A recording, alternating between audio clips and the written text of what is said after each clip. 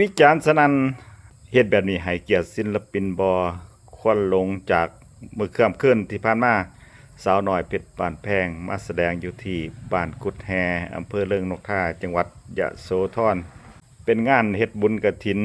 เจ้าภาพถูกลอตเตอรี่จึงเอาสาวน้อยเพชรบ้านแพงมาแสดงเปิดให้เบิ่งฟรี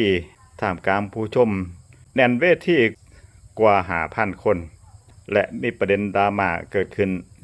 ช่วงที่น้องอุ๊งอิงออกมาแสดงหน้าเวทีมีวัยรุ่นผู้หนึ่ง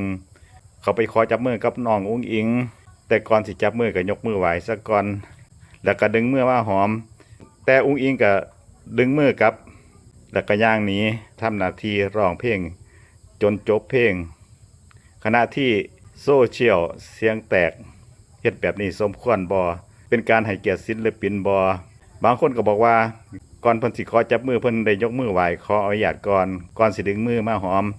บางคนก็บอกว่าเป็นการบ่สมควรบ่ให้เกียรติศิลปินการขอจับมือกับศิลปินด้านหน้าเวทีเป็นเรื่องปกติธรรมดาที่คนข้างใกล้ศิลปินที่ตัวเองฮักก็ต้องการอยากสัมผัสจากใกล้ชิดบางคนก็จับมือดึงจนสิตกเวทีก็มีจังหวะศิลปินก็ต้องมีการจ้างอุ๋งอิงก็เป็นคู่หมอนอิงที่คอยดูแลอยู่แต่ว่าสถานการณ์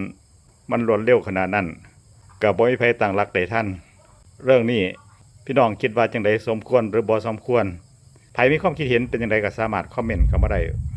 ฝากกดติดตามกดไลค์กดแชร์เพื่อบ่พลาดคลิปต่อไปคลิปหน้ามาพบกันใหม่สวัสดีครับ